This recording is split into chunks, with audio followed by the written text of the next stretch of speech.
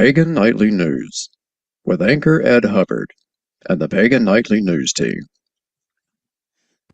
And good evening. This is Pagan Nightly News for 11/22/22, one of the great days of the new moon. And I hope you're celebrating and enjoying this day and that your groups and rituals are powerful and loving.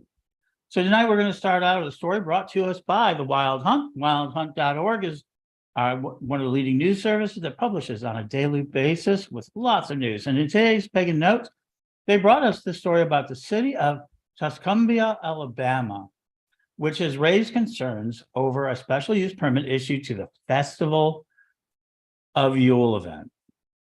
Now, that's a very surprising little thing, but hosted by Hesperia Mystic Shop. The city issued a public announcement comment that it got very confusing to their scheduled working meeting on Monday, today. And that this event was going to happen. And this event is actually going to happen December 3rd, 1 to 9 p.m. Central Time on Main Street. It's a family-friendly event, entertainment, vendors, and everything else we can absolutely enjoy, including a 7-foot Krampus, that sounds like a lot of fun. But in this, residents have been calling the festival and promotion a satanic event. They have outlined that they believe that this is Luciferian and the Church of Satan itself. So they passed this. And Kendall Gilchrist, speaking to The Wild Hunt, said she was shocked by the opposition to this event. This is another example of Christian outrage, which has made it out to be a demonic event and not worthy of it, and they are protesting it. Now, Kendall Gilchrist did not find this out from anywhere, but by a person seeking her out in her husband's business while she was there. And it was found out that it was passed along on Facebook. So once again, we see this idea of Christian outrage being attacked in an event that is not at all satanic, but it is a family-friendly event. And not as Kendall Gilchrist has said, and we wish her the very best on this, that it wasn't even particularly pagan-centric. It is a family of Scandinavian Viking traditions. And so we're very excited about it. We're going to watch this. As Wild Hunt has said, they're going to be watching this event. Okay. Do you like to dream? Do you talk about dream walking? Do you talk about the interference into dealing with dreams? I know I do. I have a strong love of and fascination of lucid dreaming. Well, recently, an international team of researchers have accessed a phenomenon called interactive dreaming during lucid dreaming. And this was announced in a published study of current biology back in February, but now it's making the rounds again because I think there's more information.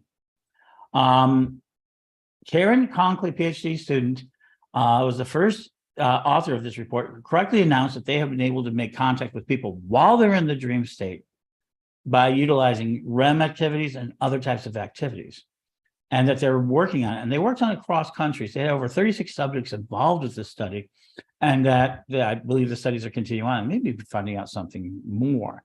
And that in these studies that they were able to get reactions from the dream, and people were able to remember those dreams. So that is a very exciting and so cool idea. And what they got was 18% of the individuals got a highly correct response, 17% were indecipherable, 3% ended up with incorrect answers, and they didn't get answers from 60% of the people. And now what is very interesting, this is one of those studies which are talking about what we now know in shamanic and other practices of dream time. The Aboriginal people talk about dream time. They talk about the access to the dreams and how they can remember them and how they can act with them, and that messages can go from the living and the dream state. Now we have evidence that the dream state can be accessed by human beings, something that we have seen over and over again, and it is part of the regular occult practices, the regular magical practices of many, many traditions. So what we're seeing once again is that modern science is catching up to the ideas and by their own methodology proving that it be true. So when somebody says, I heard you in my sleep, I heard you in my dreams, I've dealt with you in my dreams, we're now seeing more and more this idea of interactive dreaming, which we call lucid dreaming and dream communication in our community. So there we go. So I'm very excited about this. Now, this is a story for those of you It combines both crowdfunding, quantum physics, and even goes beyond into something called informational physics. Informational physics believes that the universe is not made up just of particles, but more importantly of information, that everything is made up of information. It came from the bit. And that statement it was started in 1989 by John Archibald Wheeler, which I love, which I've loved his work. Proposed that the universe emerges out of information because it's mathematical, that everything seems to be mathematical, think sacred geometry, and that the universe is the smallest elementary particle are the smallest pieces, and makes the universe pixelated. Yeah, kind of like all those dots on the television. He's saying that it is there. And several of the studies have been that. And one of the people who are taking this on now is that the universe may be, they're saying a simulation. And in order to test it, Melvin Vespin, who's now the latest person in this research, has begun an Indiegogo campaign to fund his experiment. He started this out there, out of the UK. Yes, there is right now on Indiegogo an experiment, and it's already raised $1,159 out of the $219,000 he's seeking to carry out an experiment in order to discover if, in fact, elementary particles contain information and that the universe is having information.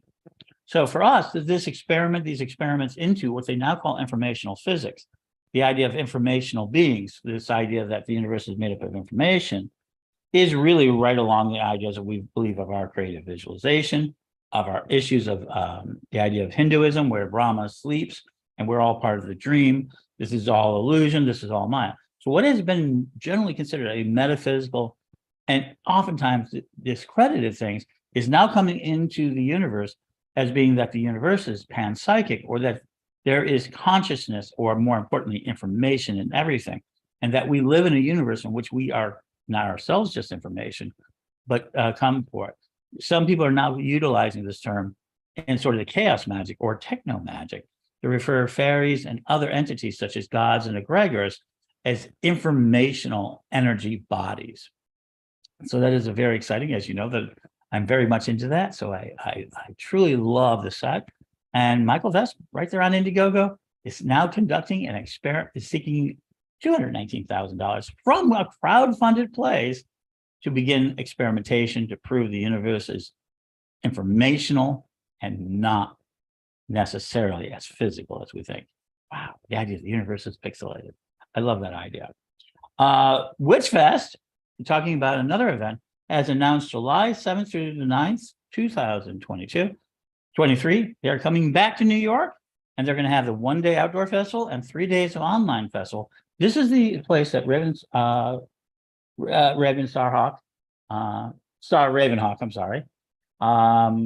had dealt with, and the idea that they had protesters last year. They had major protesters, and that the protesters were not actually stopped by the police, who were actually dealing with a permitted versus unpermitted protest. And it was quite the controversy at the time. Well, she's announced that it's going to be July 7th to the 9th, which is a great move. It allows more people to attend because it takes it off of several events that were happening that weekend, original weekend, and now she'll be able to do that. Right now, they're offering a $70 ticket for everybody who wants to attend the online presentations. And of course, the street festival, which is on July 8th, is always open to the public. And so if you're interested in it, go ahead and look it up. Witchfest, one of the older street festivals in the country for witches, is taking early membership, early tickets, and they should be well supported.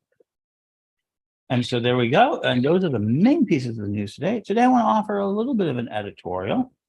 And in this editorial, I want to basically state that today, the pagan world is facing probably its greatest crisis, but at its greatest potential. There are so many people who are worried about where the world is going, and people are not talking about where it has been. And I feel like we've come a long way. As you know, Oberon Zell, one of the early fathers of pagan movement, has moved across country. And earlier we spoke about his having hats. He's moving in there. We're seeing more and more leadership emerge, and especially out of younger generations, to take a leadership And I think this is a good thing. So we are living in a time of exceptional abundance, and we should be grateful and thanked for it.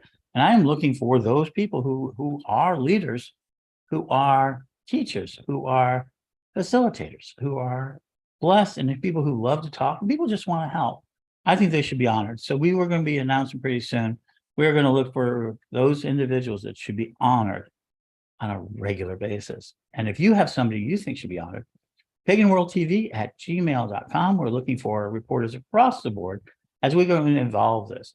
As we head into Thanksgiving week into the United States, we're going to continue talking about stories, and I would like to know what you're grateful for. Check it out. You can also check us at Pagan World Project on YouTube, Pagan World Project on Facebook as well, or join our site, paganworld.co, and become part of our site and be able to help us transform the community by small, steady improvements in how we communicate. I really enjoyed this. I'm so glad that you're here with me today on Pagan World Nightly News.